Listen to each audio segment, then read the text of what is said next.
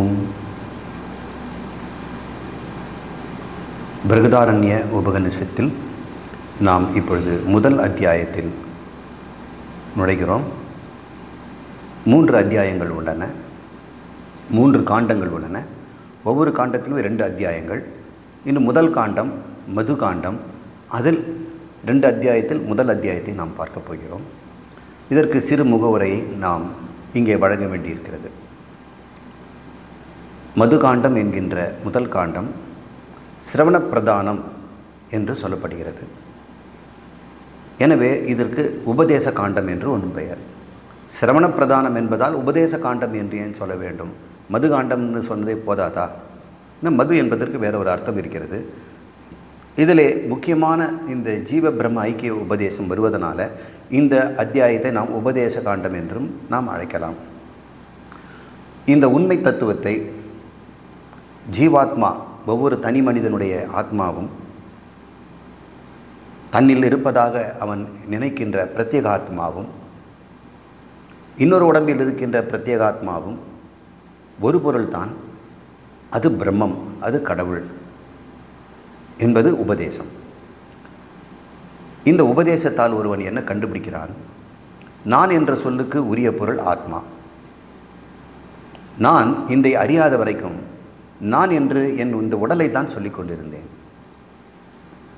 கொஞ்சம் புத்தி வந்த பிறகு நான் என்பதை உடலுக்குள் இருக்கின்ற என்னுடைய அறிவு பொருளாகிய புத்தியும் மனமும், அந்த உள்ளம்தான் நான் என்று நினைத்து கொண்டிருந்தேன். இப்பொழுது நான் சாஸ்திரத்தின் மூலம் தெரிந்து கொண்டேன். அந்த உள்ளத்துக்கும் ஒளி தருகின்ற ஒரு அறிவு பொருள் இருக்கிறது, சைதன்யம். அதுதான் உண்மையில் நான். அதன் பெயர் ஆத்மா. அது எனக்குள் கண்டுபிடிப்பதனால், உள்ளே இருப்பதனால் அது பிரத்யேக ஆத்மா என்று நான் சொல்கிறேன். ஏன் பிரத்யேக ஆத்மா என்றால் எனக்கு தனியாக இருக்குதுன்ற அர்த்தம் இல்லை. உள்ளுரைகின்ற இந்த உடம்புக்குள் இருக்கின்ற உள்ளத்திற்குள்ளிலே இருக்கின்ற அந்த அறிவு பொருள். உள்ளமும் அறிவாகத்தான் இருக்கிறது. ஆனால் அந்த அறிவு அது ஒரு சுய அறிவு அல்ல, சொந்த அறிவல்ல. அது கடன் வாங்கிய அறிவு. கடனை கொடுத்தவது ஆத்மா, அது நான். அப்போது உண்மையில் நான் இங்கே இருந்து கொண்டு நானே உள்ளமாக வெளிப்பட்டு அந்த உள்ளத்தின் மூலம் அந்த உடம்பை பயன்படுத்தி கொண்டு வாழ்கிறேன் என்று நான் கண்டுபிடித்து கொண்டேன். நானே சுத்த சைதன்யமாகிய நானே உள்ளமாக இருந்து கொண்டு இந்த உடலை பயன்படுத்தி கொண்டு ஒரு ஜீவனாக வாழ்கிறேன். நான் என்ற சொல்லுக்கு உரிய பொருள் அந்த ஆத்மா, உள்ளத்திற்குள்ளும் இருக்கின்ற அந்த ஆத்மா, உள்ளுரையும் ஆத்மா என்று நான் தெரிந்து கொண்டேன். அந்த ஆத்மா எல்லாருக்கும் ஒன்றுதான், வேறு வேறாக இல்லை. உள்ளங்கள் வேறு வேறாக இருக்கலாம். ஒருடைய உள்ளம் போல் இன்னொரு உள்ளம் இருக்காது. ஆனால் உள்ளத்திற்கு ஒளி தருகின்ற ஆத்மா எல்லாருக்கும் ஒன்றுதான் என்று இவ்வாறு நம்ம தெரிஞ்சுக்கணும். அந்த ஆத்மா சாட்சாத் பிரம்மம். பிரம்மம் என்றால் என்ன? ஆதி முதலில் அது மட்டும் இருந்தது. அது இந்த சிருஷ்டியை செய்து இந்த ஜகத்தை உற்பத்தி பண்ணியது. அந்த உற்பத்தி பண்ண ஜகத்திலே என்னுடைய உடம்பும் இருக்கிறது. அதுபோல் எல்லாருடைய உடம்பும் இருக்கிறது. ஒவ்வொரு உடம்பிலும் ஒரு உள்ளம் இருக்கிறது.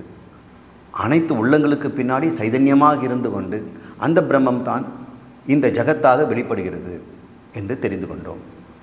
இந்த ஜகத் சிருஷ்டிக்கு முன்னாடி இருந்த எந்த ஒரு சைதன்யமோ அது ஜகத்துக்கு பின்னாடியும் இப்பொழுது பிரத்யேகாத்மாவாக இருந்து கொண்டு தான் இருக்கிறது. ஜகத்தாக வருவதற்கு முன்னாடி இருந்த அந்த பிரம்மம் தான் இந்த ஜகத்தாக வந்த பிறகு மாறாமல் அப்படியே ஒவ்வொருடைய உள்ளத்திற்குள்ளும் அது பிரத்யேக ஆத்மாவாக இருந்து கொண்டிருக்கிறது. கடவுள் எங்கேயுமே இல்லை, ஒவ்வொருடைய பிரத்யேக ஆத்மாவும் கடவுள் என்று இந்த உபதேசத்தில் தெரிந்து கொள்கிறோம். இது முதல் முறையாக கேட்பவர்களுக்கு அதிசயமாக இருக்கலாம். எந்த ஒரு கடவுள் சுத்த சைதன்யம் ஞானமயமாக இருந்த ஒன்று சிருஷ்டித்த பிறகு எல்லாரும் உடலுக்குள்ளும் உரைகின்ற உள்ளத்திற்கு அதுவே ஆத்மாவாக இருந்து கொண்டு அறிவையும் உணர்வையும் வழங்கி கொண்டிருக்கிறது என்று தெரிந்து கொண்ட பிறகு கடவுளை நான் எனக்குள்ளேயே என் ஆத்மாவாக கண்டேன்.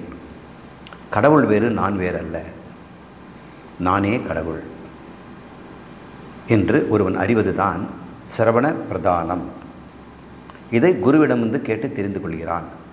குரு எங்கிருந்து இதை சொல்கிறார்? பிரகதாரண்ய உபனிஷத்துலேருந்து சொல்லுவார். அதனால் இந்த பிரகதாரண்ய உபனிஷத்தில் மதுகாண்டத்தில் முதல் அத்தியாயத்திற்கு சிரவண பிரதானம் என்று இங்கே சொல்லப்படுகிறது. இவ்வாறு குரு உபதேசிப்பதனால் இதை உபதேச காண்டம் என்றும் சொல்லலாம், மதுகாண்டம் என்றும் சொல்லலாம். இது இந்த முகவுரை. எனவே இந்த அத்தியாயத்தில் நாம் ஜீவ பிரம்ம ஐக்கியத்தை பற்றி தெரிந்து கொள்ளப் போகிறோம். உடனடியாக அதுக்கு போயிட முடியாது. இந்த உபனிஷத் நேரடியாக அந்த தத்துவத்தை சொல்லாது. தைத்திரிய உபனிஷத்தில் ஒரு இடத்துல நேரடியாக சொல்லிடும். மாண்டூக்கிய உபனிஷத்தில் நேரடியாக முதல் மந்திரத்திலே சொல்லிடும். கேன உபனிஷத்திலே முதல் மந்திரத்திலே சொல்லிடும். ஆனால் இதிலே நம்மளை தயார்படுத்துகிறது, கடவுளை நமக்கு அறிமுகப்படுத்துகிறது.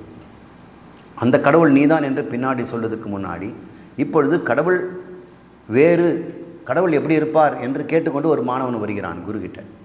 நான் யார், கடவுள் யார், இந்த இந்த இந்த ஜகத்து எப்படிப்பட்டது, ஜகத்து தனியாக இருப்பாரா, கடவுள்லேருந்து வேறு இருக்கிறாரா, ஜகத்து தான் கடவுளா, இல்லை ஜகத்தில் நான் இருப்பது போல கடவுளும் இது ஜகத்துக்குள் ஏதோ ஒரு இடத்துல இருக்கிறாரா, அந்த ஜகத்து அழிந்து போனால் அவரும் அழிந்து போவாரா என்று பலவிதமான எண்ணங்களோடு தான் வருகிறார்கள். சாதாரண மக்களுக்கு கடவுள், இறைவன், தெய்வம் என்று சொன்னால் கிராமத்தில் நடக்கிற பண்டிகைகளில் பொங்கல் வைக்கிறதும் கெடா வெட்டுறதும் அங்கே இந்த கரகம் ஆடுறது, காவடி ஆட்டுறது, இதெல்லாம் தான் அவங்களுக்கு ஆன்மீகம்னு நினைக்கிறாங்க. அதில் சாமின்னு ஒருத்தர் இருக்கிறாரு, நம்ம வேண்டி கேட்டால் நமக்கு வரம் தருவார், தப்பு செய்தால் தண்டிப்பார், இப்படி தான் அவங்க கடவுளை பார்க்கிறார்கள். வேறு சிலர் கடவுளை பக்தி செய்கிறார்கள், கண்ணனாகவும் ராமனாகவும், இப்படி பல்வேறு விதமான மனநிலையிலே மனிதர்கள் இருக்கிறார்கள். ஒரு சில பேர் சித்தர்கள், கடவுள் உன்னிடம் இருக்கிறார், நீ அதை தேடிப்பார் என்று சொல்கிறார்கள். இப்படி பலவிதமான எண்ணங்களோடு ஒரு குருவை அணுகின்ற மாணவன் அவன் ஏற்கனவே கடவுள் பற்றியும் ஆத்மாவை பற்றியும் இந்த உலக வாழ்க்கையில் இருக்கின்ற சம்சாரத்தை பற்றியும் ஒரு முடிவு வைத்திருக்கிறான். அந்த முடிவுக்கு நேர் எதிரானது குரு சொல்ல போகின்ற கருத்து. உடனடியாக அவன் ஏற்றுக்கொள்ள மாட்டான். அவன் போக்கிலேயே கொஞ்ச நேரம் பேசி, நீ இப்படி புரிஞ்சு கொண்டது தப்புப்பா, இப்படி புரிஞ்சுக்க, நீ ஜகத்தை பற்றி தெரிஞ்சு கொண்டது சரிதான், ஆனால் அது ஒரு இடத்துல தவறு இருக்கிறது, புரிஞ்சுக்க.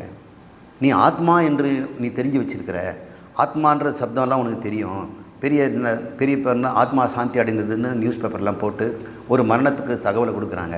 இதையெல்லாம் பார்த்து ஆத்மா எல்லாருக்கும் தனித்தனியெல்லாம் தெரிஞ்சு வச்சிருக்கிற என்று அவனுக்கு தெரிந்ததையே முதலில் எடுத்து சொல்லுவார்.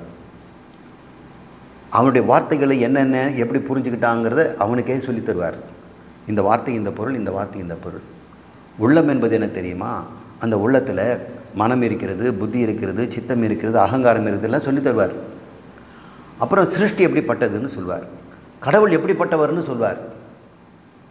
அப்போது இந்த ஜகத்தாக ஒரு உடம்பு இருக்கிறது, இந்த ஜகத்தில் என்னென்ன இருக்கிறது, சமுத்திரம் இருக்கிறது, பெரிய நிலப்பரப்பு இருக்கிறது, மலைகள் இருக்கின்றன, செடி கொடிகள், உயர்ந்த தாவரங்கள் இருக்கின்றன, இங்கே வெயில் காய்கிறது, மழை பொழிகிறது, இடி இடிக்கிறது, மின்னல் மின்னுகிறது, நீர் ஓட்டங்கள், வெள்ளம் வருகிறது, எரிமறிகள் சிதறுகின்றன, இங்கே அரசர்கள் ஆட்சி செய்கிறார்கள், இங்கே கம்பீரமான மிருகங்களும் இருக்கின்றன, கீழ்த்தரமான மிருகங்களும் இருக்கின்றன. இப்படியெல்லாம் நம்ம தெரிஞ்சு வச்சுருக்கோம். இப்படி தான் கடவுள் தன் உடம்பை வைத்து கொண்டிருக்கிறார். இந்த பிரபஞ்சமே அவருடைய உடம்பு. உன் உடம்பில் என்னென்ன இருக்குது நீ நினச்சிப்பார். அங்கேயே பார்த்தா உன் உடம்பு முழுக்க ரோமம் இருக்கிறது, தண்ணீர் பை இருக்கிறது, சுவாசப்படுகின்ற உன்னுடைய குழாய் இருக்கிறது, இரத்த ஓட்டம் பாய்கிறது, அங்கே அழுத்தம் உண்டாகிறது, மலம் தோன்றுகிறது, ஜீரண வெப்பம் உண்டாகிறது, உன்னுடைய அறிவு பகுதியும் இருக்கிறது, தூக்கப்பகுதியும் இருக்கிறது. என்னென்னவோ உன்னிடம் இருக்கும் பொழுது நீயே ஒரு இறைவன் போலத்தான் குட்டி இறைவனாக ஒரு பிரபஞ்சத்தை வைத்து கொண்டிருக்கிறாய். உன் உடம்பே ஒரு பிரபஞ்சம். இங்கு உடம்பில் இருக்கக்கூடிய ஒவ்வொரு செல்லுமே ஒரு ஜீவராசி. அந்த ஜீவராசிக்கெல்லாம் உயிரும் அறிவும் நீதான் தருகிறாய். உன்னுடைய அறிவை கொண்டு தான் அவை வாழ்கின்றன. உன்னுடைய சக்தியை கொண்டு தான், பிராணனை கொண்டு தான் அவைகள் உயிர் தரிக்கின்றன. அவை உன்னையே தெய்வமாக பார்க்கிறது. அப்படித்தான் இந்த ஒட்டுமொத்த பிரபஞ்சமும் அந்த இறைவனின் உடல் என்று இறைவனை பற்றியும் உன்னை பற்றியும் இந்த ஜகத்தை பற்றியும் உனக்கு தெரிந்தவாறே சொல்லிக் கொடுக்கணும் இல்லையா? அது பேர் அத்தியாரோபம்னு பேர். அதுக்கப்புறம் கொஞ்சம் கொஞ்சமாக காரண காரியவாதம், அன்வய வித்திரேகவாதம், திருத்திருஷ்ய நியாயம், இப்படி என்று விவேகங்களெல்லாம் சொல்லிக் கொடுத்து அபவாதம் செய்திருவார். இது வரைக்கும் சொன்னதுக்கெல்லாம் நேர்மாறான உண்மையை அவர் சொல்லுவார். இதுதான் அத்தியாரோப அபவாத முறை என்று ஒரு டீச்சிங் ட்ரெடிஷன், சம்பிரதாய போதனை முறை நம்ம நாட்டில் இருந்து வருகிறது. அதே தான் நானும் உங்களுக்கு சொல்லப் போகிறேன். அதே தான் இந்த உபனிஷத்தும் பயன்படுத்துகிறது. பயன்படுத்துவதனால நம்ம அதை சொல்ல வேண்டியிருக்குது. இப்பொழுது இந்த அத்தியாரோபம் அபவாதம் என்பதை கொஞ்சம் பார்ப்போம். பிரம்மத்தை முதலில் ஜகத்தாக பார்த்து பின் ஜகத்தை நீக்கி காட்டப்படுகிறது என்பது தான் இதனுடைய வரையறை. பிரம்மன்னா கடவுள். கடவுள் கடவுள்னு நீ தேட்டாதுப்பா. இந்த பிரபஞ்சத்துக்குள்ளே எங்கேயாவது கோயிலில் சிலையாக உட்காந்து இருப்பார், அந்த செயலில் இருப்பார், அந்த செயலில் இருப்பார், நிறைய கடவுளெல்லாம் தேடிட்டு இருக்கிற, இல்லை கைலாயத்தில் இருப்பார் அல்லது வைகுண்டத்தில் இருப்பார், கோலோக பிருந்தாவனத்தில் இருப்பார் அப்படின்லாம் நீ நினைக்க வேண்டாம். இந்த ஜகத்தே கடவுள் தான்.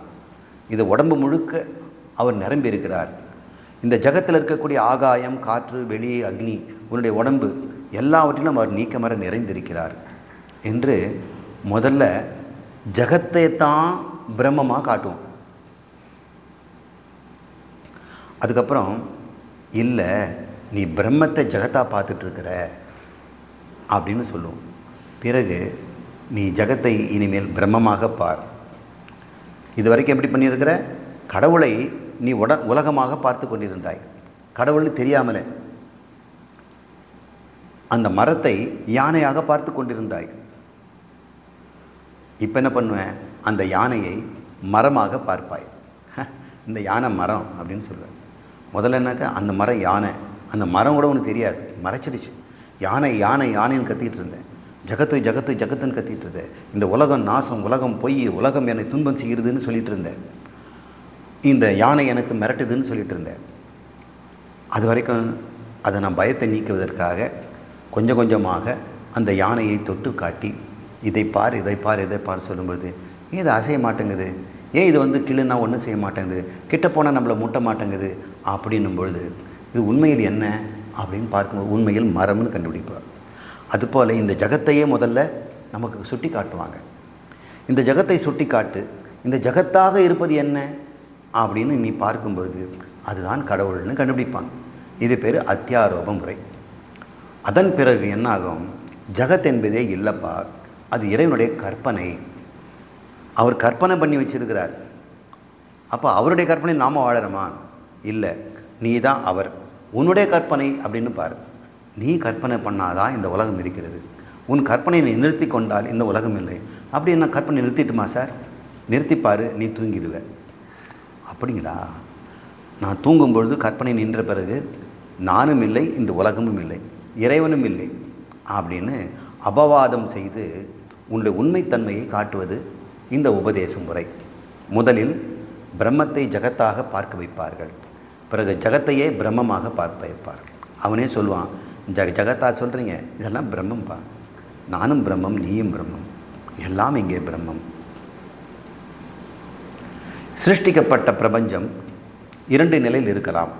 இப்போ நாம் அத்தியாரோபத்தை பார்க்க போகிறோம். அத்தியாரோபமும் ஒரு வகையான ஒரு அத்தியாசம்தான். பொதுவாக ஒரு பொருளை இன்னொரு பொருளாக பார்க்கிறோம். இது பேர் அத்தியாரோபம் அல்லது அத்தியாசம். ஒரு பொருளை எப்படி சார் இன்னொரு பொருளாக பார்க்குறோம்? ஆமாங்க, மணல் பாங்கான இடத்துல சிப்பிகள் எல்லாம் அங்கங்கே நட்டுக்கிட்டு இருக்கோம், மண்ணில் சொருக்கி இருக்கோம், அங்கே புதைந்து இருக்கும், கொஞ்சமாக வெளியே தெரியும். பார்க்கும்போது வெள்ளிக்காசு இருப்பது என்று நாம் பார்த்து விடுகிறோம். அங்கே இருப்பதோ சிப்பி, ஆனால் நீ பார்ப்பதோ வெள்ளிக்காசு. வெள்ளிக்காசு உனக்கு தோன்றும் வரை சிப்பி தெரியாது. இவ்வாறு ஒன்றை இன்னொன்றாக பார்க்கிறோம் இல்லையா? அது பேர் அத்தியாசம்னு பேர். சிப்பியின் மீது வெள்ளியை நாம் ஏற்றி பார்க்கிறோம். ஏற்றி பார்த்தலுக்கு பேர் அத்தியாசம். சில சமயத்தில் கயிறை பாம்பாக பார்க்கும்போது கயிறை பாம்பாக ஏற்றி பார்க்கிறோம், அது அத்தியாசம். எதனால் ஏற்படுது அத்தியாசம்? அறியாமையினால். எதை அறியாததனால்? அங்கே இருக்கின்ற பொருளினுடைய விசேஷத்தன்மை அறியாததனால். அங்கே இருக்கின்ற பொருள் தெரிகிறது, ஆனால் அது எப்படிப்பட்டதுன்ற விசேஷம்தான் தெரியல. பொருள் இருக்கிறது, சிப்பி இருக்கிறது, சிப்பின்னு தெரியல, சிப்பிங்கிற விசேஷம் தெரியல. அதனால் வேறொரு விசேஷம் உனக்கு அங்கே தெரிகிறது. சாமானிய ஞானம் மறுக்கப்பட்டு சாமானிய ஞானம் இருக்க விசேஷ ஞானம் தவறாக வந்தால் அது பேர் அத்தியாசம்னு பேர். சில சமயத்தில் நாம் வேண்டுமென்றே ஒரு பொருளை இன்னொரு பொருளாக பார்க்கலாம். அது எப்படி சார் பார்க்கலாம்? ஆமாங்க, நேற்று வரை அது ஸ்தபதியினுடைய காலில் உட்கார்ந்துட்டு இருந்த ஒரு கல் சிலை. அவர் ஒளியில் போட்டு அடிச்சிட்டு இருந்தார். அதை சுத்தம் பண்ணி கொண்டு வந்து கோயிலில் வச்ச பிறகு அதுக்கு அபிஷேகம் ஆரம்பித்து சாமி யாரும் தொடக்கூடாது அப்படிங்கிறார். ஸ்தபதியே தள்ளி போயிடுவார். ஸ்தபதியை கிட்டே போயிட்டு சாமி தொடுவாரா இப்போது? அதனால் கடைசியாக என்ன சொல்வார், இது வரைக்கும் நான் செய்ததில்னு சிலைங்க கோயிலுக்குள்ளே வந்த பிறகு கடைசியாக என்னை உள்ளே அனுப்புறீங்க, அவருடைய கண்ணுக்கு மட்டும் கண்ணை திறந்துடுறேன், அந்த கருவழியை நான் ஒரே ஒரு தட்டு தட்டி ஒரு புள்ளி குத்திட்டு வந்துடுவேன், அதுக்கப்புறம் எனக்கு அது சிலை இல்லை, அது சாட்சாத் பகவான், அதுக்கப்புறம் நானே உள்ளே செய்ய முடியாது அப்படிங்கிறார். அது வரைக்கும் ஸ்தபதி கால் செருப்பு தான் இருந்தது. அவர் மேலே ஏறி உட்காந்துட்டு பிள்ளையார் வந்து கீழே கிடப்பார், அவர் தொப்பையில் உட்காந்துக்கிட்டு தான் கண் தலையெல்லாம் செய்வான். ஆனால் கண் திறந்த பிறகு, அதனால் கண் திறக்கிறதுங்கிறது என்னவோ சிற்பிக்கு அப்போ தான் கடைசியில் செய்யணும்னு நினச்சிக்க வேண்டாம், எப்போ வேணாலும் கண் திறக்கலாம். ஆனால் சிற்பி வேணுமென்னு அது கடைசியில் வச்சுருப்பான். கடைசி வேலையாக வைத்துக்கொண்டு இறைவனாக ஒப்படைச்சிட்டு வெளியே வந்துடுறான். அப்போது அது வரைக்கும் அது கல்லாக தெரிஞ்சது. கண் திறந்த பிறகு, கும்பாபிஷேகம் முடிஞ்ச பிறகு செய்தவனே உள்ளே போக முடியாத அளவுக்கு அதை உயர்த்தி பார்க்கிறோம் இல்லையா? அந்த நிஷ்கிருஷ்ட வஸ்துனி உத்கிருஷ்ட வஸ்து தரிசனம். சாதாரண ஒரு பொருளை நாமே அசாதாரண பொருளாக உயர்த்தி பார்க்கின்ற ஒரு தன்மைக்கும் அத்தியாசம் தானே பேர். ஒன்றின் மீது ஒன்றென்று சுமத்தி பார்க்குறோம். சிப்பியை வெள்ளியாக பார்த்தது மாதிரி தானே கல்லை சாமியாக பார்க்குறீங்க. ஆனால் இங்கே தெரிந்தே செய்கிறோம். சிப்பியில் வெள்ளி தெரியாமல் செய்யப்பட்டது. தெரிந்தே ஒரு பொருளை இன்னொரு பொருளாக பார்ப்பதற்கு அத்தியாரோபம் என்று பெயர். தெரியாமல் செய்தால் அத்தியாசம் என்று பெயர். அத்தியாரோபம் என்பது என்ன? ஒரு கல்லை இறைவனாக பார்த்தல், சிவலிங்கத்தை சிவனாக பார்த்தல், சாலிகிராமத்தை மகாவிஷ்ணுவாக பார்த்தல், தேசிய கொடி துணியை தேசிய கொடி சின்னமாகவும் அதற்கு எல்லாரும் எழுந்து நின்று மரியாதை செலுத்துவதை நாம் பார்க்கிறோம். அது வெறும் துணி தான். ஆனால் அந்த துணிக்கு நாம் அத்தியாரோபம் செய்கிறோம். இவ்வாறு தெரிந்தே நாம் அத்தியாரோபம் செய்வதற்கு பல காரணங்கள் இருக்கின்றன. ஆனால் தெரியாமலே கடவுளை இந்த பிரபஞ்சமாக பார்த்து கொண்டிருக்கிறோம். அது அத்தியாசம். இப்படி தெரிகின்ற இந்த பிரபஞ்சம் 3 நிலையில் இருக்கின்றது என்று நம்ம புரிஞ்சு, இது ஒரு அத்தியாரோபம் தான். பிரம்மத்தை ஜகத்தாக பார்க்குறதே தப்பு. அந்த ஜகத்துக்கு 3 நிலை இருக்கிறதுன்னு சொல்கிறதும் நம்ம புரிஞ்சுக்கிறதுக்காக வேண்டி. ஏனென்றால் இந்த ஜகத்தினுடைய தன்மையை புரிந்து கொண்டால் கடைசியில் அவனே சொல்வான், இது பிரம்மம் தான். ஒரு தன்மையை புரிந்து கொள்ளும் வரைக்கும் தான் அது ஜகத்தாக தெரியும். அந்த யானையின் தன்மையை அவன் பார்க்குறான். யானையின் தன்மை என்ன? பிளிரணும், காதை ஆட்டிகிட்டு வரணும், மோத வரணும். அந்த தன்மையெல்லாம் சோதித்து பார்க்குறான். பார்த்தாலும் அது ஒன்றுமே செய்ய மாட்டேங்குது. காதையும் ஆட்ட மாட்டேங்குது, தலையும் ஆட்ட மாட்டேங்குது, மோதம் வர மாட்டேங்குது, நின்ற இடத்துல நிற்கிது. ஒரு குச்சியில் தட்டி பார்த்தாலும் அது எதுவும் செய்வதில்லை. அப்போ பார்க்கிறது, ஓ இது ஜகத் இல்லை, இது யானை அல்ல, இது மரம் அப்படின்னு கண்டுபிடிக்கிறான். அதே போல் இந்த ஜகத்தின் தன்மையை நீ ஆராய்ச்சி பண்ணிப்பார். நீ உண்மைன்னு எடுத்துக்கிட்டு அது மேலே நீ போராடிட்டு இருக்கிற. இது உண்மையிலே இது இருக்கிறதா, எப்படிப்பட்ட இருப்பு, ஏன் இப்படி இருக்கிறது என்று நீ கேட்டு தெரிந்து கொண்டால் அப்போ ஜகத்து இல்லைன்னு பின்னாடி சொல்ல போகிறார் குரு. ஆனால் இப்போ நான் சொல்ல ஜகத்து இருக்குதுன்னு சொல்கிறார். அந்த ஜகத்து எப்படிப்பட்டதாக இருக்கிறதுன்னு சொல்லும்பொழுது கடைசியாக உனக்கே மண்டையில் உதிக்கும், ஓ ஜகத்தே இல்லை போட்டிருக்கே, பிரம்மம் தான் இது அப்படின்னு கண்டுபிடிப்பேன். இது மாதிரி சொல்லிக் கொடுக்குற முறைக்கு அத்தியாரோபம்னு பேர். அவனாக தன் வாயாலேயே இது ஜகத்தில் பிரம்மம் தான் இவ்வாறு காட்சியளிக்குதுன்னு சொல்லிட்டானா அது அவன் சொந்த வாயால் அபவாதம் பண்ணுவான். அபவாதம் என்றால் அதை மறுத்து உண்மையை நிறுவுதல். பொய்யை உண்மை என்று சொல்லி அது பொய் என்று நிரூபித்து உண்மையை காட்டுதல். பொய்யை முதலில் உண்மை என்று சொல்லி கொண்டிருக்கும் போதே அது பொய் வெளிப்பட்டு உண்மை தாது என்று தானாக விளங்கும். இது பேர் அத்தியாரோப அபவாத முறை. இப்போது நம்ம அத்தியாரோபம் பண்ண போகிறோம் இந்த ஜகத்தை. இந்த ஜகத் எப்படிப்பட்டது அப்படின்ற ஒரு விளக்கம் தெரியுது. இது அவ்யாக்கிருத ஜகத்து, வியாக்கிருத ஜகத்து, சாதன சாத்திய ஜகத் என்று 3 விதமாக இந்த ஜகத்து உனக்கு தெரிகிறது என்று முதல்ல குரு சொல்லித்தரார். எனக்கு சொல்லிக் கொடுங்க, 3 ஜகத்துனா, இந்த ஜகத்துனா இந்த உலகம். ஜகத் என்பதை முதல்ல என்னன்னு தெரிஞ்சுக்குங்க. ஜகத் என்று சொன்னால் இந்த பிரபஞ்சம் முழுக்கும் அதில் அடங்கிடும், உன்னையும் சேர்த்து. பிரபஞ்சம் என்று சொன்னால் நீ உன்னை விட்டுட்டு மீதி இருக்கிறதெல்லாம் பிரபஞ்சம் அப்படின்னு கையை விரித்து காட்டுற. ஆனால் ஜகத்துன்னு சொல்லும்போது இங்கிருந்து அனைத்துமே ஜகத். என்னையும் அனைத்து உயிர்களும் உயிரற்ற பொருளும் ஒட்டுமொத்தமாக சேர்ந்தது பேர் ஜகத்து. இந்த ஜகத்து எப்படி இப்போ தெரிய போகுதுன்னு 3 சொல்கிறேங்க. அவ்யாக்கிருத ஜகத்து, வியாக்கிருத ஜகத்து, சாதன சாத்தி ஜகத் என்று 3 எப்படி சொல்லுங்க ஐயா? அவ்யாக்கிருத ஜகத்துனா சொல்லுங்கள். அவ்யாக்கிருத ஜகத்துங்கிறது அப்படின்னா விதை மாதிரி இருக்குமா, ஞாபக மாத்திரமாக இருக்குமா, காரணமாக மட்டும் இருக்குமா, மாயா அவஸ்தா பீஜ அவஸ்தா என்று அது இருக்குமா அப்படின்னு இங்கே சொல்கிறார். சரிங்க ஐயா, எனக்கு விளக்கு சொல்லுங்கள். இந்த புளிய மரம் உன் முன்னாடி நிற்கிறத பாருங்கன்னு, எவ்வளோ பெருசுங்க ஐயா. அங்கே இருக்கிற வாகை மரத்தை பாரு, அந்த வாகை மரமோ எவ்வளோ பெருசாக இருக்குது, எவ்வளோ நிழல் தருது. சரி, இதுக்கு வயசு என்ன இருக்குன்னு நினைக்கிறேன்? சுமார் ஒரு 80 வருஷம் இருக்கு ஐயா. சரி, 80 வருஷத்துக்கு முன்னாடி இந்த மரம் எப்படி இருக்கும்? சின்னதாக ஒரு செடியாக இருந்திருக்கு ஐயா. அந்த செடிக்கு என்ன வயசு? அப்போ என்ன சொல்ல போனால் ஒரு 15 நாள் 20 நாள் செடி. சரி, 15 நாளுக்கு முன்னாடி அந்த செடி எப்படி இருக்கும்?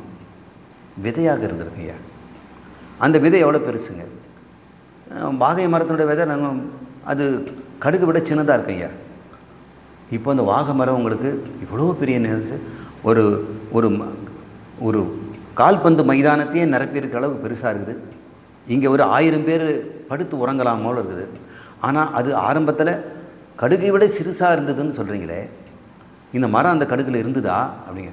நிச்சயமாக அந்த விதையில் இருக்குங்கய்யா. ஏனென்றால் அந்த விதையிலிருந்து இந்த மரம் தான் வர முடியும், வேப்ப மரம் வராது. வேப்ப மர விதையிலிருந்து இந்த ஆலமரம் வராது.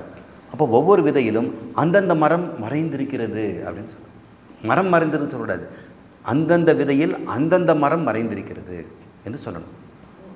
ஆமாம், கடுகு செடி மறைஞ்சிருக்கும், அரிசியில் அரிசி செடி மறைஞ்சிருக்கும். அப்போது விதைகள் எல்லாமே எதை வைத்து கொண்டிருக்கிறது தன்னிடம்? மரத்தையே அப்படியே உள்ளே வச்சுருக்க முடியுமா? ஒரு விதை எடுத்து நீங்கள் நசுக்கி பாருங்கள், மரம் குட்டியுண்டு மரம் இருக்குதா? இல்லையே. அங்கே பச்சை இருக்குதா, வேறு இருக்குதா? ஒன்றும் இல்லையே. அப்போ மரத்தை அது ஞாபக ரூபமாக வைத்திருக்குதான் விதை. ஒவ்வொரு விதையும் வேப்ப மர விதை வேப்ப மரத்தை ஞாபகமாக வச்சுருக்கு. ஆல விதை ஆலமரத்தை ஞாபகமாக வச்சுருக்கு. இப்போ மனித குழந்தை தாய் வயிற்றில் அந்த மனிதனை ஞாபகமாக வச்சுருக்கு. எல்லா விதைகளும் அந்தந்த மரத்தை தன்னில் நினைவாக வைத்திருக்கிறது. அது பேர் அவ்வியாக்கிருதம், வெளிப்படாத நிலை. வியாக்கிருதம்னா வெளிப்படாம, விதையில் மரம் வெளிப்படாமல் ஞாபக ரூபமாக இருக்கிறது. ஞாபக ரூபம் என்ன? ஞாபகம் யாருக்கு இருக்கும்? கல்லுக்கு ஞாபகம் இருக்குமா? இதுக்கு ஞாபகம் இருக்குமா? இருக்காது. அப்போ ஞாபகம் இருக்கிறதுனால அறிவுடைய பொருளாக தான் இருக்கணும். அறிவுடைய பொருளுக்கு தான் ஞாபக சக்தி இருக்கும். அறிவில்லாத கல் மண்ணுக்கு என்ன ஞாபகம்னு கேள்வி பாருங்க. இப்போ ஞாபகம், அந்த விதையில் மரம் ஞாபக ரூபமாக இருக்கிறதுன்னா அந்த விதையில் ஞாபகத்தை வச்சிருந்தவன் யார்? அவன் அறிவுபூர்வமாக இருக்கும் இல்லை? அந்த அறிவு இந்த விதைக்குள்ள ஞாபக ரூபமாக மரத்தை வைத்து கொண்டிருக்கிறது. அதுபோல் இந்த கடவுள் ஞாபக ரூபமாக இந்த பிரபஞ்சம் தோன்றுவதற்கு முன்னாடி, இந்த ஜெகத் தோன்றுவதற்கு முன்னாடி, நீ இந்த உலக மக்கள், தேவர்கள், 7 உலகத்தில் இருக்கின்ற மக்கள்கள், அங்கே இருக்கிற உயிரினங்கள், அங்கே இருக்க மரம் செடி கொடிகள், அங்கே இருக்க அத்தனை பிரபஞ்ச பொருளுமே அவரிடம் ஞாபகமாக இருந்தது, விதை ரூபமாக இருந்தது. அந்த ஞாபகத்துக்கு பேர் பீஜ அவஸ்தா. அது வெளிவந்துச்சுன்னா மாயா அவஸ்தா என்று பெயர். வெளி வந்துடுச்சுன்னா அது வியாக்கிருதம்னு சொல்கிறோம். இப்போ செடி வளர்ந்துச்சுக்க, அப்புறம் மரமாகிட்ட போகுது. அப்புறம் அந்த மரத்துலேருந்து ஒரு விதை உண்டாகும் பொழுது அந்த மரத்தினுடைய நினைவெல்லாம் விதையில் அமுக்கி விதையை போட்டுடும். அந்த விதைக்குள்ளே அந்த மரத்தினுடைய அத்தனை நினைவும் அதில் இருக்கிறது. ஒரு மரத்திலிருந்து பல கோடி விதைகள் வந்தாலும் பல கோடி மரங்களுடைய நினைவுகளை அது பிரித்து உண்டாகுது. அப்போ ஒரு மரம் தன் நினைவு சக்தியை பல கோடியாக பிரிச்சுட முடியும். அதான் சிருஷ்டின்னு பேர். நான் பலவாக மாறுவேன் என்று சில உபனிஷத்தில் சொல்வார். கடவுள் நான் பலவாக மாறுவேன், பகுஷ்யாம் நான் அதிகமாக மாறுவேன், பிரஜாயேதி என்னையே அதிகமாக உண்டாக்கி கொள்வேன். அப்போ ஒவ்வொரு மரம் என்ன பண்ணுது? தன்னையே அதிகமாக ஆக்கி கொள்கிறது அல்லவா? இதைத்தான் கடவுளும் செய்கிறாருப்பா. அவ்வாறு இந்த மரம் போல இந்த ஜகத்தும் விதைக்குள் இருந்தது. அந்த விதை யார்கிட்டையும் இருக்க முடியும்? நினைவென்று சொன்னால் நினைவு சக்தி ஒரு சைதன்யத்திடம் அறிவிடம் தான் இருக்க முடியும். அந்த அறிவு பொருள் தன்னிடம் இந்த ஜகத்தை நினைவாக வைத்திருக்கிறது. அந்த நினைவிலிருந்து ஒன்றொன்றாக எடுத்து வெளிவிடும் பொழுது இந்த ஜகத் வெளிவருகிறது. எப்படி ஒரு தன்னுடைய நினைவிலிருந்து அவன் படித்ததெல்லாம் வெளியே சொல்லுகிறான். அது வரைக்கும் அவங்ககிட்ட உள்ள எங்கே இருந்தது யாருக்கும் தெரியாது.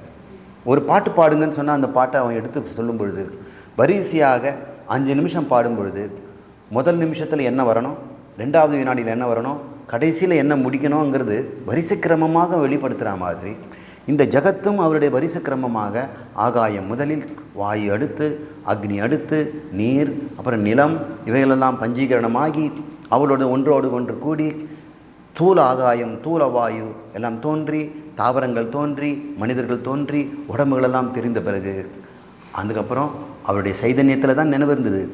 அந்த சைதன்யம் அந்த நினைவு முழுக்க இருக்கும் இல்லையா? நீங்கள் நினச்சி பாருங்கள். நீங்கள் நினச்சி பார்க்கும்போது அந்த நினைவு முழுக்க நீங்கள் இருக்கிறீங்களா இல்லையா? நீங்கள் இல்லாமல் நினைவு இருக்க முடியுமா? நினைப்பவன் இல்லாமல் நினைப்பு கிடையாது. அப்போது ஒவ்வொரு பொருளும் வெளிவரும் பொழுது பிரம்மம் அதுவாக இருந்து கொண்டிருக்கிறது. ஒவ்வொரு இங்கே இருக்கின்ற பார்க்க பொருளும் அவருடைய நினைவுகள் தான். நினைவு இருக்குதுன்னு சொன்னால் நினைக்கிறவனும் இருப்பான். அப்படின்னா இந்த பொருள் இந்த பிரபஞ்சத்தில் இருக்குது, இது இறைவனுடைய நினைவா? ஆமாம். இல்லையே, குயனுடைய நினைவு. குயனுடைய நினைவாக இருப்பதும் இறைவனது தான். குறைவன் தன்னுடைய நினைவே பானையாகிட்டான். அதே போல் இறைவன் தன் நினைவை இந்த பிரபஞ்சமாக்குகிறார். அவரே ஒவ்வொரு மனிதனுக்குள்ளேயும் அந்த நினைக்கும் சக்தியாக இருந்து கொண்டு, சைதன்யமாக இருந்து கொண்டு நம்மையும் நினைக்க வைத்து நம்மையும் சிருஷ்டி செய்ய வைக்கிறார். நாமும் சிருஷ்டி செய்கிறோம். இப்படி அந்த பிரம்மம் மட்டும் கடவுள் மட்டும் இந்த ஜகத்தை தன்னிடம் வைத்து கொண்டிருக்கும் போது அவ்யாக்கிருத ஜகத் என்று பெயர். அது பீஜ அவஸ்தான்னு பேர். அப்போ ஒரு விதையை பார்த்தீங்கன்னா அந்த மரம் தன் பீஜ அவஸ்தாவில் இருக்கிறது. அது முளைச்சி மரமாயிடுச்சுன்னு சொன்னால் இப்போ என்ன ஆகும்? வியாக்கிருத அவஸ்தாவில் இருக்கிறது. பீஜ அவஸ்தாவில் இருந்து பிரசன்னம் வெளியே வந்திருக்கின்ற ஆவிர்பாவம் அப்படின்னு சொல்லலாம். அது அவ்யாக்கிருதம் விதை ரூபமாக இந்த ஜகத் முழுதும் நினைவுரூபமாக இருந்தது என்று விதையை உதாரணம் சொன்னோம். வியாக்கிருத ஜகத்னா என்ன? இந்த நினைவு தன்னிடம் இருக்கிறது, யாருக்கும் தெரியாது. எனக்கே கூட சில சமயம் அது நினைவு இருக்குதுன்னு தெரியாது. நான் 20 வருஷத்துக்கு முன்னாடி அந்த பாட்டை ஒரு முறை தான் கேட்டிருக்கிறேன். ஆனால் இப்போ திடீர்னு அந்த பாட்டு நினைவு வருதுங்க, நான் எடுத்து பாடுறேங்க முழுசை அப்படின்னு சொல்கிறாருன்னா அவரிடம் இந்த அவ்யாக்கிருதமாக அந்த நினைவு எங்கே இருந்தது? இருப்பதற்கு ஒரு இடம் வேணும் இல்லையா? அதுதான் சுத்த சைதன்யம், ஆத்மா. அதுதான் பிரம்மம். உன்னுடைய ஆத்மாவும் பிரம்மம் தான். உன்னுடைய நினைவும் பிரம்மத்தில் தான் இருக்கிறது. உன்னுடைய நினைவுகள் தான் நீ எடுத்து விடும்போது தான் வெளியே வருகிறது. அது வியாக்கிருதம் என்று சொல்கிறாய். அது வெளியே வந்த பிறகு அப்புறம் உனக்கு மறைஞ்சே போயிடுச்சா? இல்லை, இன்னொரு தடவை கேட்டாலும் மறுபடியும் பாடுவேன், இன்னொரு தடவை கேட்டாலும் பாடுவேன். ஒன்ஸ் மோர் எத்தனை தடவை கேட்டாலும் நீ ஒன்று வேணுவேன். ஆனால் வெளியே வந்தது மறுபடியும் காணா போகலை. அது வெளியேயும் போகலை, உங்ககிட்டயே தான் இருக்குது. உன்னிடமிருந்தே உன்னில் வெளிப்பட்டு உன்னில் மறைகிறது. இந்த பிரம்மத்திலிருந்து ஞாபக சக்தியாக ஜகத்து தோன்றி ஞாபகமாக அவரிடமிருந்து மறுபடியும் ஞாபகமாக மறைந்து போகிறது. நீயே உன்னை சோதிச்சுப்பார் அப்படின்னு அத்தியோரோப முறையில் அங்கேயே அபவாதம் பண்ணி இதெல்லாம் ஞாபகம் வைத்திருக்கின்ற சைதன்யம்தான் பிரம்மம், அதுதான் உண்மை. ஒவ்வொரு ஞாபகத்திலையும் நீ இருக்கிறியா இல்லையா பாரு. நீ உன்னை நினைச்சுப்பார். கடந்த வாழ்க்கையில் அது நினைக்கும் போதே கூட நீ இருந்துக்கிட்டே இருக்கிற. உன்னுடைய சைதன்யம் இல்லாமல் அது உனக்கு தெரியவே தெரியாது. ஒவ்வொரு நினைவலையும் ஆத்மாவால் தரிசிக்கப்படுகிறது, ஆத்மாவால் பிரகாசிக்கப்படுகிறது. ஆத்மாதான் ஒவ்வொரு அலையாகவும் இருக்கிறது. இந்த சமுத்திரம் என்ற ஆத்மாவிலே ஒவ்வொரு அலையும் தோன்றும் பொழுதும் அந்த ஆத்மாதான் அலையாக இருக்கிறது, அந்த சமுத்திரம்தான் அலையாக இருக்கிறது. ஒவ்வொரு அலையும் சமுத்திரம்தான். அப்போது அலைகளெல்லாம் எண்ணங்கள் என்று சொன்னால், ஞாபகம் என்று சொன்னால், தோன்றி தோன்றி மறைகிறது சொன்னால், தோன்றி மறைந்தது எது? சமுத்திரம் அல்லவா? அதே தான் சைதன்யம். சைதமென்றிய மா கடலிலே எண்ணங்கள் அலையலையாக தோன்றி வருகிறது. அலைகளெல்லாம் சைதன்யம்தான். அவ்வாறு தான் இந்த பிரபஞ்சம் என்கின்ற மா அலைகள் ஓய்ந்ததும் அந்த பிரம்மத்தில் சைதன்யத்தில் அடங்குகின்றன. தோன்றி வரும் பொழுது அங்கிருந்து தோன்றுகின்றன. வெளிப்பட்டு வெளியே மறைவதும் இல்லை, தனியாக பிரிவதும் இல்லை, சைதன்யத்திலேயே இருந்து கொண்டிருக்கின்றன என்று ஒருவன் அத்தியாரோபம் செய்யும் பொழுதே அவன் மனசுக்குள்ள அபவாதம் ஆகுது. அடக்கடவுளே, நாம் இந்த பிரபஞ்சத்தை உண்மை பொருள் என்று சொன்னமே, சுத்தியை கையில் அடித்தா வலிக்குது, பஞ்சில் தொட்டால் மிருதுவாக இருக்குது, இதெல்லாம் சத்தியம் சத்தியம் என்றேன், இதெல்லாம் வெறும் நினைவுகள் தானே. அந்த நினைவு எனக்கு இல்லைன்னு சொன்னால் சுத்தியில் அடித்தா எனக்கு தெரியாது, பஞ்சில் வருன்னா எனக்கு தெரியாது. எனக்கு நினைவு இருக்கணும், என்னோட சைதன்யம் இருக்கணும். சைதன்யம் இல்லாமல் இருந்தால் இதெல்லாம் எனக்கு தெரியாமல் போகும். சைதன்யம் தான் எண்ணங்களாக வருகிறது. சுத்தியை பார்த்தோன்னா சுத்தி எண்ணமாக அந்த சைதன்யம் வருகிறது. அந்த சுத்தி என் உடம்பில் படும்போது வலி வரும்போது வலி என்ற உணர்வாக அந்த சைதன்யம் இருக்கிறது. சுத்தியாகவும் இருந்து வலியாகவும் இருந்து வலியை உணர்பவனாகவும் இருந்து அனைத்தும் சுத்த கல்பனா, எல்லாமே கல்பிதம் என்று அத்தியாரோபம் செய்கிறோம். வியாக்கிருத ஜகத்துனா என்னென்று பார்த்தால் இது அனுபவ ரீதியாக உணரப்படும் ஜகத்து. முன்ன விதையிலிருந்த அந்த மரம் யாருக்கும் அனுபவிக்க முடியாது. அந்த விதை கீழே யாரும் படுத்து உறங்க முடியாது. அந்த விதைக்குள்ளிருந்து யாரும் மாடு கட்டி ஓய்வு எடுக்க முடியாது. மரமாக வந்த பிறகுதான் அது அனுபவமாகும். மர அனுபவத்தை அது வெளிவந்த பிறகு தான் சொல்ல முடியும். இந்த ஜகத்தென்ற அனுபவம் உனக்கு அது வெளிவந்த பிறகு இருக்கும். அப்போ நீ இப்போ அனுபவிக்கிறதெல்லாம் என்ன? பிரம்மத்தினுடைய வெளிப்பாடு, வியாக்கிருத ஜகத்து. அப்போது இந்த பிரம்மத்தை மட்டும் நான் எப்போ பார்ப்பேன்? அவ்யாக்கிருதத்தில். இந்த ஒட்டுமொத்த ஜகத்தை மறைஞ்ச பிறகு தேவையில்லை, தூங்கிடு. ஒட்டுமொத்த ஜகத்தை உன்கிட்ட வந்து மறைஞ்சு போயிடும். நீ பிரம்மமாக இருப்பாய், நீ தான் பிரம்மம். உன்னிடந்து தான் இந்த வியாக்கிருதமாகி உன்னிடம் அவ்யாக்கிருதமாகிறது என்று சொன்னேன். இப்போ 2 ஜகத்தை முடிச்சிட்டோமா? 3வது ஜகத்து. இப்படி வியாக்கிருதமான ஜகத்து என்ன பண்ணுது? இப்படி வியாக்கிருதமான அந்த ஆலமரம் என்ன பண்ணுது? அணில்கள் விளையாடுகின்றன, மைனாக்கள், குருவிகள், காகங்கள் வந்து பழத்தை கொத்தி சாப்பிடுகிறது. அங்கே விழுதுகளிலே வந்து குழந்தைகள்லாம் தொங்கி விளையாடி கொண்டிருக்கிறார்கள். ஒரு தாய்மார் வந்து தொட்டியில் கட்டி அதில் குழந்தையை தூங்க வைத்து கொண்டிருக்கிறார். யாரோ ஒருவன் வந்து அதில் வந்து இயேசு வருகிறார் அப்படின்னு ஒரு போர்டை ஆணி அடிச்சுட்டு போகிறான். இன்னொருத்தன் அதை பிடுங்கி போட்டு போகிறான். 4 பேர் வந்து ரெஸ்ட் எடுக்கிறாங்க. ஒரு ஆடு மேய்ச்சிட்டு வந்து ஆடுங்களாம் நிற்க வச்சுட்டு அந்த இடத்துல உட்காந்து ஒரு கொஞ்ச நேரம் தூங்குறான். இத்தனையும் அனுபவிக்கப்படுகிறது. அந்த ஆலமரம் இத்தனை பேருக்கும் அனுபவம் தருகிறது. அதே போல் இந்த மரத்தில் மறைந்திருந்த யானையாக வெளிப்பட்ட பிறகு அது பயம் என்பதை உண்டாக்குகிறது, ஒரு அனுபவத்தை தருகிறது. தப்பிச்சு ஓடணுங்கிறது சொல்லுது. ஆனால் அதுக்கப்புறம் அவ்யாக்கிருதம் ஆயிடுச்சுன்னா, அந்த யானை மரத்தில் மறைஞ்சு போச்சுன்னா எந்த விதமான சம்சாரமும் உனக்கு எதுவும் இல்லை. அப்படி இந்த அவ்யாக்கிருதமாகிய இந்த ஜகத்து வியாக்கிருதமான பிறகு அது மறுபடியும் 2ஆக பிரிதா. அது என்ன? சாதன சாத்தியமாக பிரிகிறது என்று சொல்கிறார். இந்த வியாக்கிருத ஜகத்து இயங்கிக் கொண்டிருக்கும் பொழுது 2 நிலையில் இருக்குது. இந்த ஜகத்தை வந்து இப்போ இயங்குது. இப்போ மரமாக வந்து விட்டது, மரமாக இயங்கிக் கொண்டிருக்குது. அது காற்றில் சலசலக்குது, பழங்களை உண்டு பண்ணுது, இலைகளை தோற்றுவிக்குது.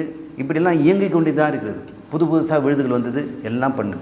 இதே மாதிரி இந்த ஜகத்திலும் புதுசாக மழை பெய்கிறது, மின்னல் பெறுகிறது, இடி இடிக்கிறது, சமுத்திரங்கள் கொந்தளிக்கின்றன, அடங்குகின்றன, எல்லாம் இருக்குது. இப்படி செயல்படும் போது அது 2ஆக தெரிகிறது. ஒன்று சாதன நிலை, இன்னொன்று சாத்திய நிலை என்று சொல்கிறார். அது என்ன எனக்கு விளக்குங்க சார்.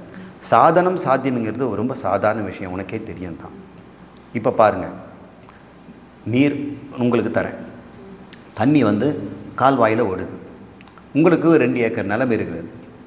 அப்புறம் உங்களுக்கு பருத்தி விதையை கொடுத்துருக்குறேன். அப்புறம் அதுக்கு வேண்டிய உரமெல்லாம் கொடுத்துருக்கேன். இந்தாங்க பாஸ்பேட்டு இந்தாங்க அப்படின்னு கொடுக்குறேன். இப்போ நான் என்னென்ன கொடுத்தேன்? நீர், உங்கள்கிட்ட நிலம் இருக்குது, விதை தரேன், உரம் தரேன். இதெல்லாம் சாதனங்கள். என்ன பண்ண போகிறீங்க? இதெல்லாம் உனக்கு தெரியாதா? நீரை பயன்படுத்தி நிலத்தை ஈரமாக்கி விதையை போட்டு உரத்தை போட்டால் சாத்தியம் என்ற பருத்தி கிடைக்கும். பருத்திலிருந்து அது சாதனமாக்கி நூலை சாத்தியமாக்குவேன். நூலை சாதனமாக்கி துணியை சாத்தியமாக்குவார். துணியை சாதனமாக்கி உடைய சாத்தியமாக்குவார். உடைய சாதனமாக்கி நீ பெரிய மிலிட்ரி மேன்னு காட்டிக்குவார். இப்படி இந்த பிரபஞ்சம் ஒரு சாதனம் இன்னொரு சாத்தியமாகி, ஒரு சாத்தியம் இன்னொன்றுக்கு சாதனமாகி, அந்த சாத்தியம் இன்னொன்றுக்கு சாதனமாகி தொடர் சங்கிலியாக இயங்கி கொண்டிருக்கிறதப்பா. இப்படி புரிஞ்சிக்க. முதல்ல அவ்யாக்கிருதம், அப்புறம் வியாக்கிருதம், அது சாதன சாத்தியமாக இருக்கிறது. இது உண்மை என்று நினைத்து கொண்டிருந்தால் அது சம்சாரம். இது உண்மைதான், எல்லாமே என்னுடைய கற்பனை, இந்த பிரம்மத்தின் கற்பனை என்று கொண்டால் ஒரு சினிமா பார்க்குற மாதிரி சாட்சியாக நீ பார்த்து கொண்டு இருக்கலாம் என்பதற்காக இந்த ஜகத்தே இவ்வாறு 3 விதமாக விளக்கி சொல்லப்பட்டு அதன் உண்மைத்தன்மை வெறும் கற்பனை என்று நமக்கு போதனை செய்வது அபவாதம். சரி, இப்போ நீங்கள் புரிஞ்சுக்கிட்டீங்க. இந்த சாதனங்கள்னு சொன்னோம் இல்லையா, அந்த சாதனங்கள் அபவாதம் தான் பண்ண போகிறோம். இப்போது சாதனங்களும் சாத்தியமும் சொல்லிட்டு அந்த ஜகத்து, இப்போ குரு இந்த பிரகதாரணி உபநிஷத்து இந்த ஜகத்தை பொய்ன்னு சொல்கிறதுக்கு முன்னாடி உண்மைன்னு சொல்லி வியாக்கிருதமாக்கி அதில் சாதனைகள் சொல்லி என்னென்ன சாதனைகள் இருக்கின்றன, என்னென்ன சாத்தியங்கள் என்று புதிதாக சொல்லப் போகிறது. அதை அடுத்து